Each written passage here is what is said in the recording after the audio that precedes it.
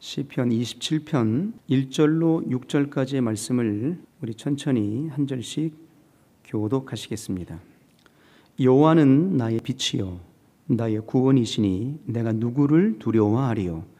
여호와는 내 생명의 능력이시니 내가 누구를 무서워하리요. 나의 대적 나의 원수된 행악자가 내 살을 먹으려고 내게로 왔다가 실족하여 넘어졌도다. 군대가 나를 대적하여 진칠지라도 내 마음이 두렵지 아니하며 전쟁이 일어나 나를 치려할지라도 내가 오히려 안연하리로다. 내가 여호와께 청하였던 한 가지 일 곧 그것을 구하리니 곧 나로 내 생전에 여호와의 집에 거하여 여호와의 아름다움을 낭망하며 그 전에서 사모하게 하실 것이라. 여호와께서 환난 날에 나를 그 초막 속에 비밀히 지키시고 그 장막 은밀한 곳에 나를 숨기시며 바위 위에 높이 두시리로다. 이제 내 머리가 나를 두른데 원수 위에 들리리니 내가 그 장막에서 즐거운 제사를 드리겠고 노래하여 여호와를 찬송하리로다. 아멘. 오늘은 설교의 제목이 성전과 예배를 삼은 다윗의 삶이라는 내용으로 좀 나눠보고자 합니다. 옛말에 지불생 무명지초라는 말이 있습니다. 땅은 모든 풀들을 내고자 원할 때 이름 없는 풀을 내지 않는다라는 겁니다. 그러니까 아무리 하찮은 것이라 할지라도 그 존재의 이유가 있다라는 거죠. 존재의 목적이 있다라는 겁니다. 지불생 무명지초. 하찮은 풀이라 할지라도 땅이 이름 없는 풀을 내지 않는 거예요. 다 목적이 있어서 땅이 소소하고 작은 미물이라 할지라도 그런 생명체를 움돋게 하고 만들어내는 겁니다. 읽어내는 거죠. 이런 삶의 모습을 바라보게 될 때 올 2022년도를 한번 생각해 보는 겁니다. 누가 이 시간의 주인이실까요?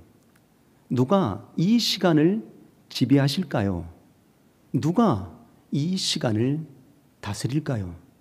당연 하나님이시지 않겠습니까? 그렇다면 이 24시간의 시간들과 2022년도를 열어주신 하나님의 역사하심이 반드시 계셨을 터인데 말이죠. 덧없이, 이름 없이, 뜻 없이, 목적 없이 이 2022년도를 우리에게 열어주신 게 아닌 겁니다. 반드시 우리 각각의 모든 심령들을 향하여서 2022년도를 향하신 하나님의 주신 목적이 있다라는 얘기죠. 그 방향성이 있는 겁니다. 올 한 해 우리 개혁 성도들에게도 2022년도를 하나님이 주신 명확한 이유가 있는 것입니다. 그 이유가 뭘까요? 바로 우리에게 주신 귀한 명제가 있지 않습니까? 예배로 하나님과 만남, 삶으로 하나님과 동행을 이루시고자 원하심으로 올 2022년도를 우리에게 열어주신 것입니다. 믿으시면 아멘. 아멘들 안 하시는군요. 네. 하나님이 덧없이 주신 게 아니에요. 목적이 있는 겁니다. 방향이 있는 거예요. 우리가 살아있으니까 2022년도를 만났겠지라고 생각할 수 있겠습니다. 물론 그럴 수 있죠. 그러나 이 삶을 이어가게 하시는 이가 누구이시겠습니까? 하나님이시죠. 이 삶 속에 2022년도를 열어주신 이가 누구이시겠습니까? 바로 하나님이십니다. 그렇다면 이 삶과 이 시간들 속에 하나님이 우리를 향하신 기대, 목적, 방향이 있는 것입니다. 그 목적은 예배 속에 하나님과 만남을 원하심이에요. 삶 속에 하나님과 동행을 이루시고자 원하시는 겁니다. 성경에 수많은 인물들이 있습니다. 그 중에 이 삶의 목적과 방향성, 예배로 하나님과 만나고 예배 가운데 하나님을 만나고 삶 속에 하나님과 동행을 이루었던 수많은 인물들이 이 성경 속에 담겨져 있는데요. 그 중에 대표적인 인물이 여럿이 있지만 오늘은 이 다윗을 통해서 그 삶을 이뤄냈던 그의 믿음을 좀 보고자 원하는 것입니다. 우리가 다윗을 떠올리게 되면 가장 뭐가 떠오르게 됩니까? 어렸을 때부터 배웠던 다윗과 골리앗과의 그 전쟁이 떠오르게 됩니다. 이게 순간에 스치게 되는 거거든요. 어찌 보면은 말입니다. 그 생각이 떠오르는 그 생각이 가장 일반적인 것이기 때문에 그럴 수 있을 것입니다. 그런데 성경을 보더라도 그렇습니다. 다윗은 당대의 이스라엘 사람들에게도 인정받는 사람이었습니다. 후대의 사람들에게도 지금까지 인정받는 모습으로 그의 신앙의 역사로 그 이름이 새겨지고 있습니다. 더하여서 말이죠, 다윗을 떠올려 보게 되면 이스라엘 사람들만 다윗을 인정하지 않습니다. 이방 사람들도 다윗을 인정해 줍니다. 믿지 않는 사람들도 다윗의 그 위대함과 그 신앙을 인정해 줍니다. 놀라운 사실은 말이죠, 사람들, 그리스도인들만, 또 이스라엘 사람들만 다윗을 인정하지 아니하고 또 불신자들만 다윗을 인정함으로 끝나는 것이 아니라 우리 하나님도 다윗을 인정해 줍니다. 어떻게 인정해 주십니까? 이새의 아들 다윗을 보니 이는 내 마음에 합한 자라, 이렇게 역사하셨거든요. 내 마음에 합하여, 하나님의 마음에 쑥 들어오는 겁니다. 눈에 넣어도 아프지 않을 정도로 다윗은 그의 마음에, 하나님 마음에 쑥 들어온 거예요. 어떤 신앙의 삶이었기에 다윗은 그렇게 모든 사람들에게, 당대의 사람들에게도 후대의 사람들에게도 더 나아가 하나님께도 그토록 인정받는 삶이 되었을까 하는 거거든요. 그 역사가 말이죠, 예배 가운데 하나님과 온전한 만남을 이뤘기 때문입니다. 삶 가운데 하나님과 거룩한 동행의 삶을 이뤄냈기 때문에 하나님 마음에 합하였던 것입니다.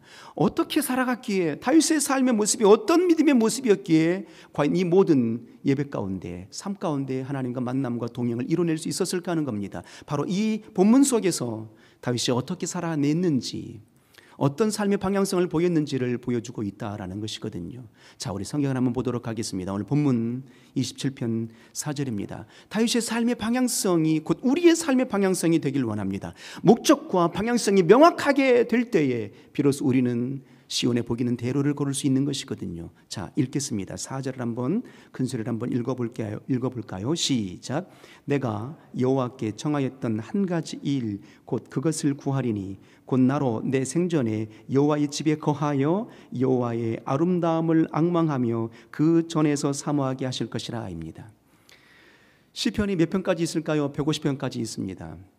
굉장히 길죠. 가장 깁니다. 그 150편의 성경 중에 절반 이상을 기록한 이가 있는데 그가 누구일까요? 다윗입니다.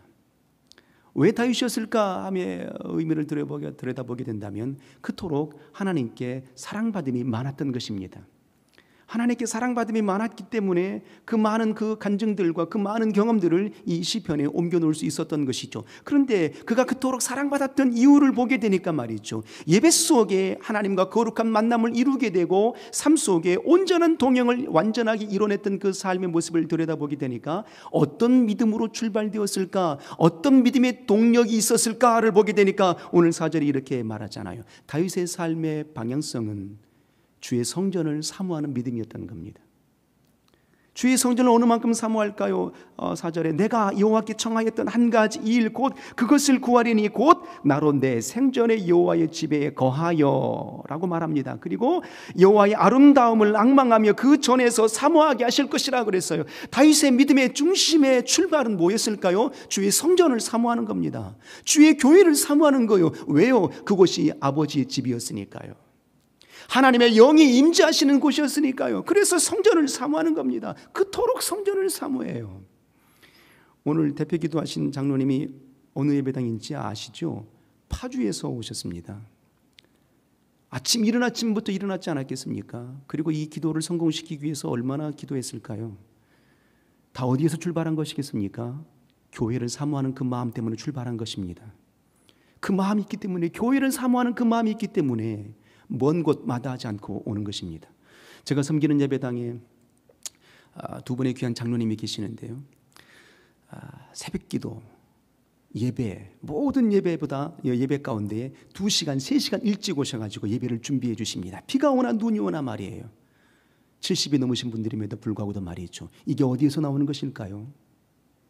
교회를 사모하는 그 마음 때문에 나오는 겁니다.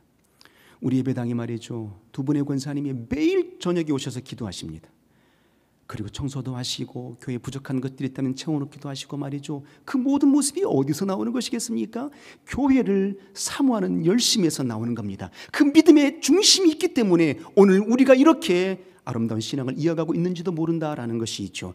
다윗이 주의 성전을 사모했던 그 증거들을 몇 가지 뽑아보게 되면 이런 역사가 있었지요. 다윗이 성전을 사모했던 것이 입술의 시인으로만 하나님 내가 교회를 사모해요, 주의 교회를 원해요, 하나님의 성전에서 살고 싶어요 라고 입술로만 떠벌리는 게 아니었거든요. 다윗이 주의 성전을 사모했던 여러 가지 일들의 중심을 보게 될 때 이런 역사가 있었습니다. 엘리 제사장 시절 때 말이죠, 홈리와 비느하스 그 두 아들이 블레셋과의 전쟁을 치르게 됩니다. 그 전쟁 중에 블레셋과에서 참혹한 실패를 보게 되죠. 법궤마저도 빼앗겨 버리게 됩니다. 그래서 성전을 성전이라 부르지 못합니다. 성전이 왜 성막이겠습니까? 그곳에 하나님의 법궤가 있으므로 성막인 겁니다. 그런데 이제 성막에서 법궤를 빼앗겨 버렸으니까 결국은 어떻게 되겠습니까? 장막으로밖에 불려지지 않게 되는 겁니다. 그래서 모세의 성막 다음에 그 다음에 성막이 뭡니까? 다윗의 장막이라고 부르게 되는 겁니다. 그 안에 법궤가 없는 거예요. 그래서 다윗이 왕이 되고 난 다음에 이제 블레셋과의 전쟁을 치르게 되죠. 그 가운데 승리를 얻게 되고 행한 일이 뭐겠습니까? 법궤를 모셔오는 겁니다. 왜요? 주의 성전을 사모했으니까. 하나님이 교회가 하나님의 교회다워지기를 원했기 때문에 가장 먼저 행한 일이 주의 장막에, 다윗의 장막에 법궤를 모셔오는 그 일이었던 것입니다. 그리고 가장 놀라운 사실 중에 한 가지는 말이죠, 다윗 때에 비로소 성가대가 결성이 됩니다. 모세 때에도 성가대는 없었거든요.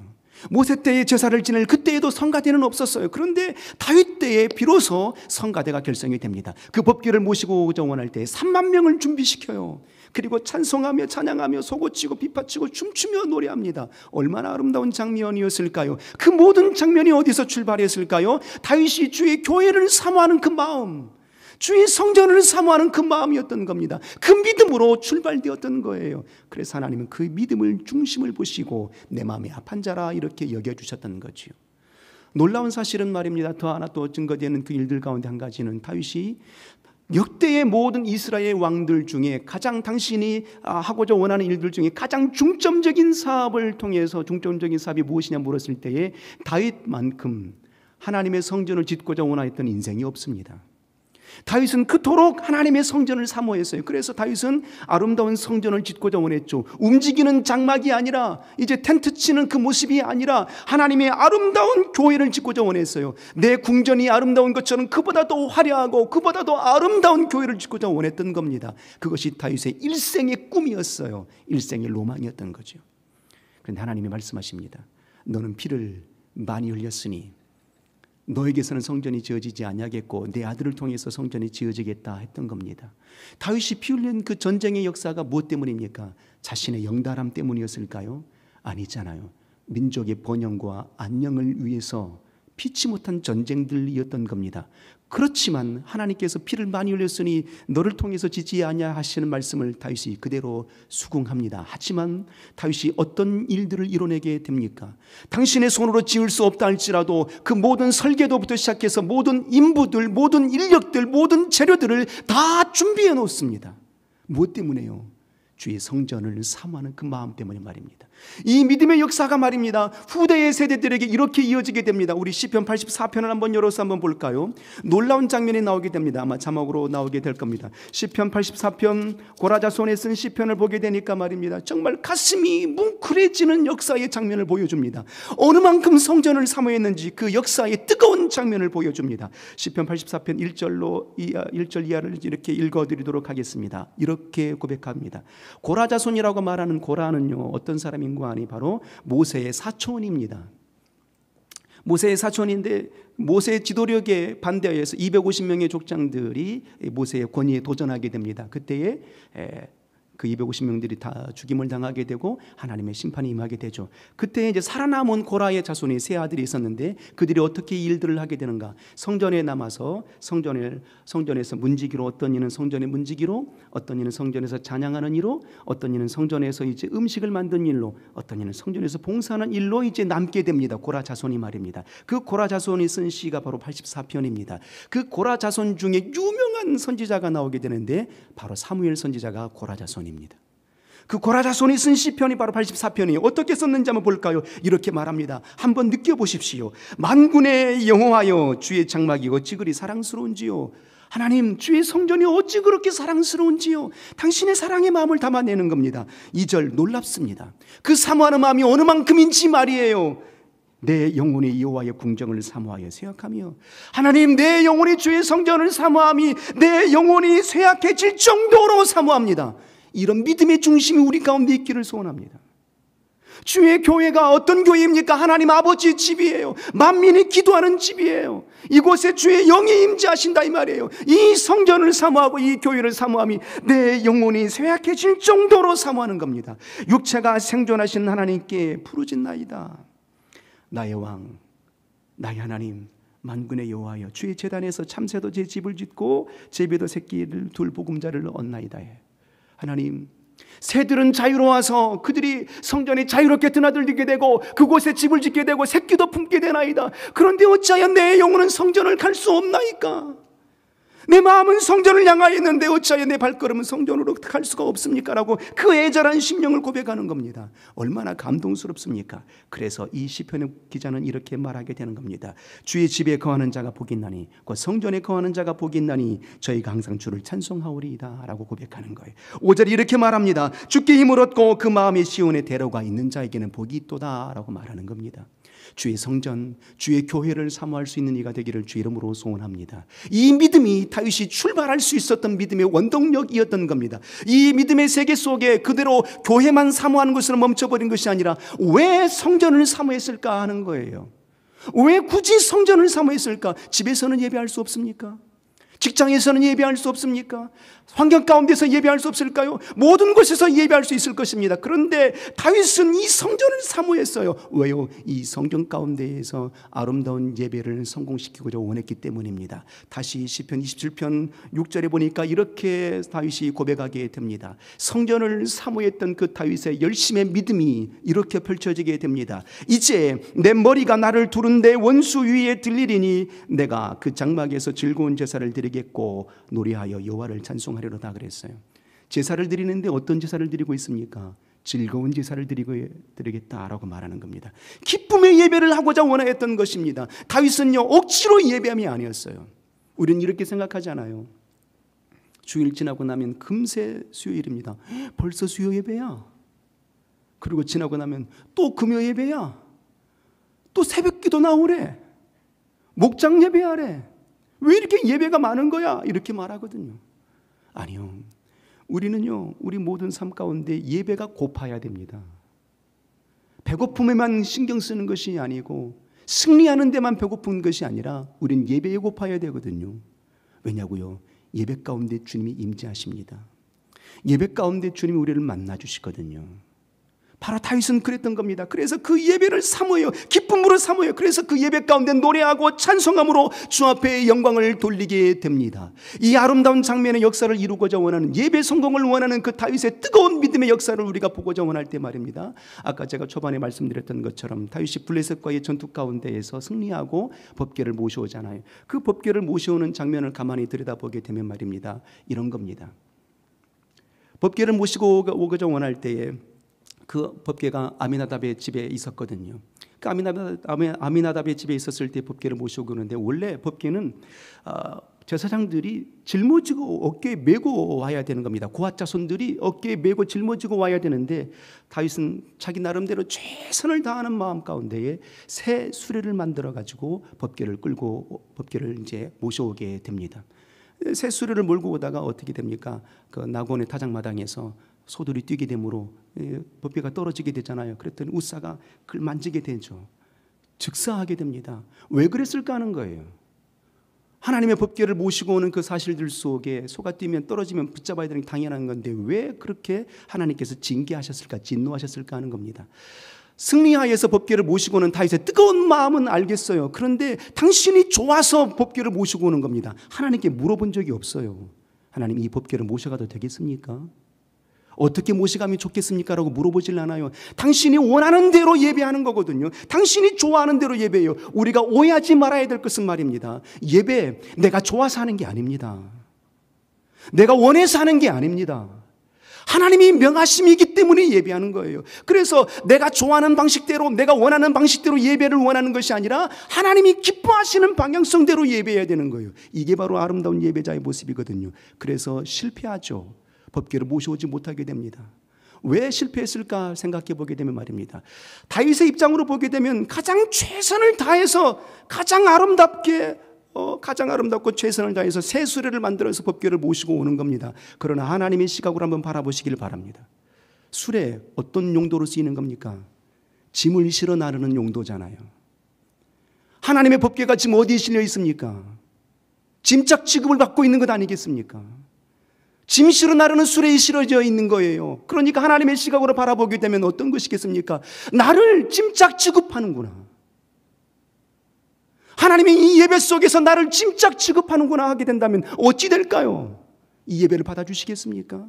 안 되는 거죠. 이때 이 장면을 통해서 생각해 보는 겁니다. 2년 전에 3년 전에 우리가 코로나 시기 이전에는 유튜브로 예배하는 것을 상상해 보지를 않았습니다. 그런데 우리가 요즘에 와서는 어떻게 됩니까? 처음에 유튜브로 예배할 때는 답답하고 뭔가 영혼이 막 눌리는 것 같고 그렇게 힘들었거든요. 그런데 요즘에는 어떻습니까? 너무 편하거든요. 너무 좋아요. 누가 좋아하는 겁니까? 하나님이 기뻐하시는 겁니까? 내가 좋아하는 겁니까? 마치 이 장면이 새 수레에 싣고 오는 것과 같은 그 모습이지 않을까라는 생각이 드는 것입니다. 내가 좋아서. 그래서 요즘 사람들이 이렇게 말합니다. 이후로는 이제 유튜브 시대야.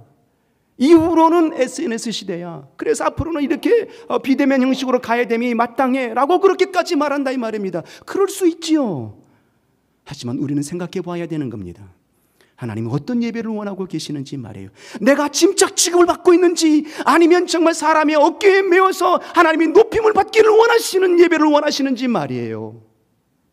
그 예배 속에 하나님이 만나주시지 않겠습니까? 그리고 이제 다시 실패하고 이제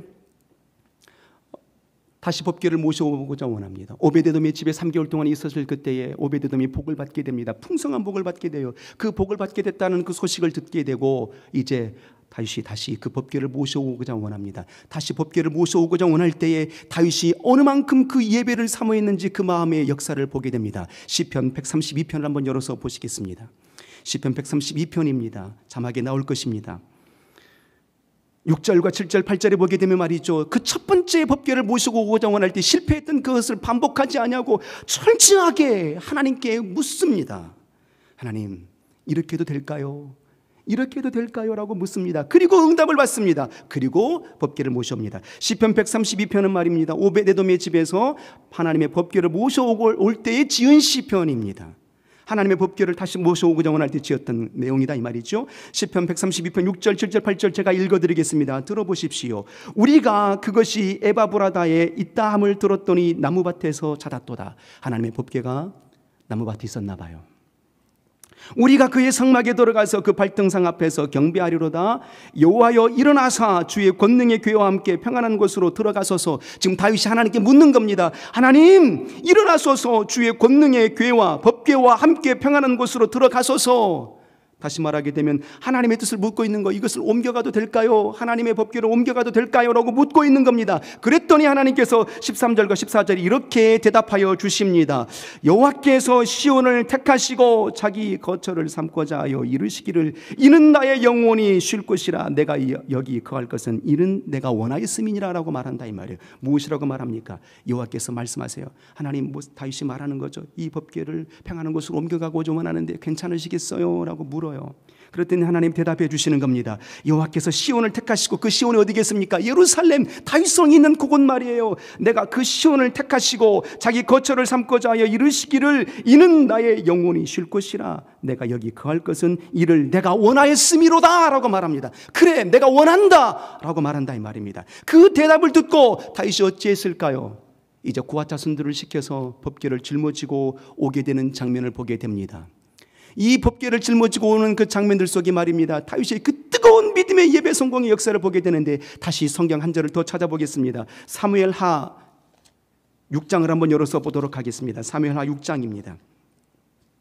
12절과 13절에 보게 되니까 말이죠. 정말 다윗의 감동스러운 그 장면의 모습 말이에요. 우리가 회복시켜야 될 역사의 장면을 말하게 됩니다. 사무엘하 6장 12절 13절 읽어드리겠습니다. 혹이 다윗 왕에게 고하여 가로되 여호와께서 하나님의 궤를 인하여 오베데돔의 집과 그 모든 소유에 복을 주셨다 한지라. 다윗이 가서 하나님의 궤를 기쁨으로 메고 오베데돔의 집에서 다윗성으로 올라갈세. 자, 우리 13절 한번 읽겠습니다. 큰 소리로 시작.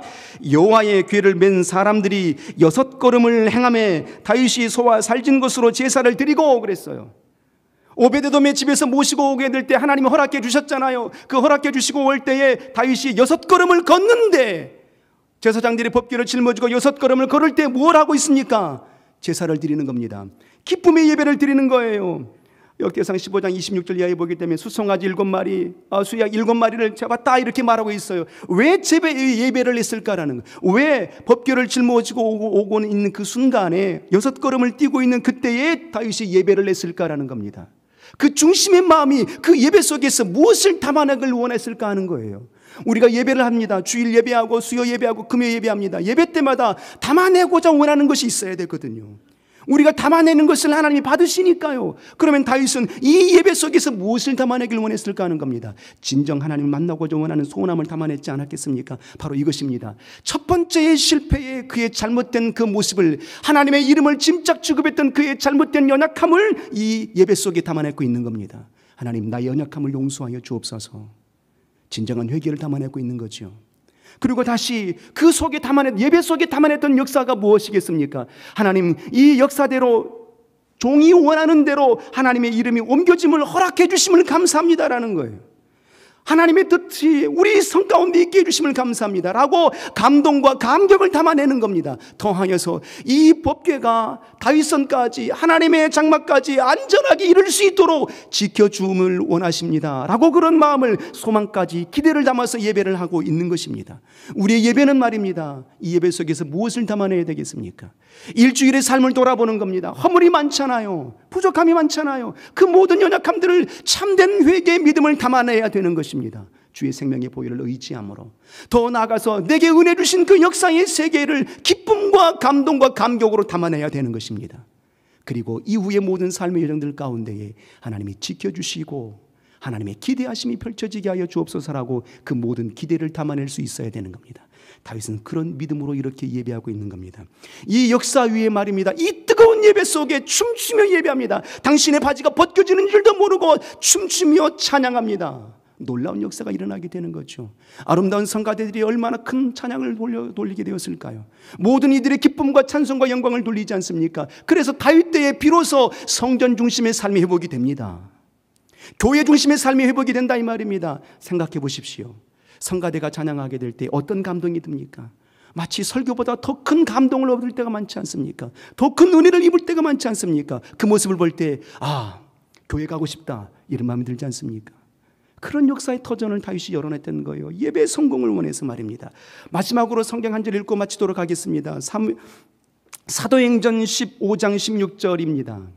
하나님께서 말이죠, 말씀하시는데, 아모스 선지자 입술을 통해서 말씀을 하시는데, 무너진 성전을 내가 다시 회복하겠다 하시는데 솔로몬의 성전을 회복하겠다 말씀하지 않으세요. 모세의 성막을 회복하겠다 말씀하지 않으세요. 다윗의 장막을 내가 회복할 거야 라고 말씀하십니다. 왜 다윗의 장막일까 하는 거예요. 사도행전 15장 16절을 한번 우리 큰 소리로 한번 읽도록 하겠습니다. 사도행전 15장 16절 시작. 이후에 내가 돌아와서 다윗의 무너진 장막을 다시 지으며 그 퇴락한 것을 다시 지어 일으키리니 그랬어요. 구약 때의 성전이 몇 가지입니까? 먼저는 모세의 성막이죠. 그리고 두 번째는 다윗의 장막이고 세 번째는 솔로몬의 성전입니다. 그런데 오늘 하나님께서 아모스 선지자 입술을 통해서 대언하심이 무엇입니까? 이후에 내가 돌아와서 내가 무너진 성전을 회복하게 된다면 모세의 성막이 아니고 솔로몬의 성전이 아니고 다윗의 무너진 장막을 내가 다시 지으며 일으켜 세울 것이다 라고 그렇게 선언해 주고 계시는 거예요. 하나님의 원하시며 예배가 어떤 예배인가를 우리가 여기서 목도하게 되는 것이거든요. 생각해 보시길 바랍니다. 만약에 무너진 성전을 회복하게 된다면 어떤 것이 가장 먼저 해야 되겠습니까? 역사적인 사건을 통해서나 또 뿌리 깊은 또 내용들을 통해서 생각하게 된다면 말입니다, 가장 먼저는 모세의 성막을 회복시킴이 정상이 아니겠습니까? 그런데 모세의 성막이라고 말하지 않아요. 사람들의 시각으로 보게 된다면 화려하고 아름답고 웅장했던 솔로몬의 성전이 회복됐으면 좋겠습니다라고 그렇게 대답하지 않았겠습니까? 그런데 오늘 하나님은 말씀하시는 겁니다. 나는 솔로몬의 성전이 아니고, 나는 모세의 성막이 아니고, 나는 다윗의 장막이 성공되기를 원한다, 회복되기를 원한다라고 말씀하고 계시는 겁니다. 이 시대에 하나님께서 회복시키고자 원하시는 예배가 어떤 예배일까? 다윗의 장막 속에서 이루어졌던 예배인 겁니다. 솔로몬의 성전에는 두 놋기둥이 있었습니다. 화려하고 견고했지요. 그런데 하나님은 그 놋기둥, 그 화려하고 견고한 놋기둥을 원하는 게 아니에요. 다윗의 장막의 기둥은 어떤 것이었을까요? 다윗이 뜨겁게 성전을 사모했던 그 열심, 예배를 성공하자 원하였던 그 간절함의 열망의 찬송과 찬양의 역사가 바로 다윗의 장막의 기둥이었던 겁니다. 예배의 기둥이었던 거예요. 그래서 하나님께서 오늘 이 본문 속에서 말씀하시는 것, 무너진 다윗의 장막을 내가 다시 수축하겠다라고 하시면 역사가 무엇이겠습니까?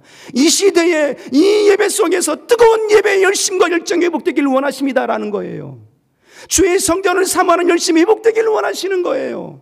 이 예배 속에서 주님을 간절히 만나고 삶 속에서 동행이 이루어지기를 원하시는 거예요. 이 삶을 다윗이 이뤄냈던 겁니다. 그 원동력이 어디서 왔다고요? 성전을 사모하는 열심에서 왔다고요. 예배를 성공하고자 원하는 그 간절한 믿음의 뜨거운 열정 속에서 나온 거라고요. 우리 예배, 이 시대에 존재하는 이유, 2022년도를 우리에게 허락하 이루신 그 이유는 예배 속에 하나님과 만남을 이루시길 원하시기 때문입니다.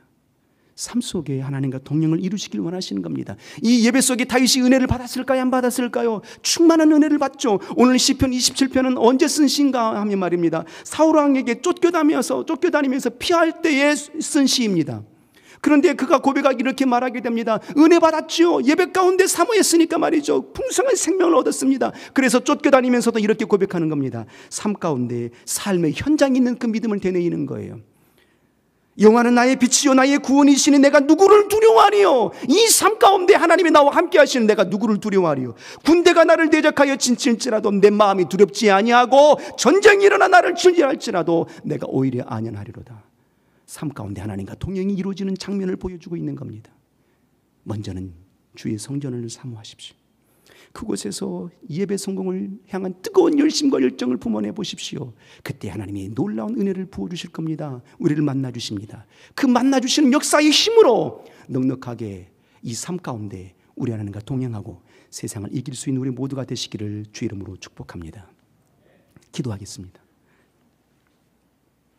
이 시간 기도할 때 생명의 하나님, 일평생 내 영혼의 삶은 다윗처럼 예배 가운데 주님과 만남을 얻기를 원합니다. 삶 속에 거룩한 동행을 이루고자 원합니다. 이 모든 삶 가운데 주의 성전을 사모하게 하소서, 우리 개혁교회를 사모하게 하소서, 예배를 즐기는 자가 되게 원하여 주옵소서. 이와 같은 역사 위에 주의 뜻을 이뤄낼 수 있는 아름다운 예배자 되게 하여 주옵소서 하고 우리 통성으로 기도합니다.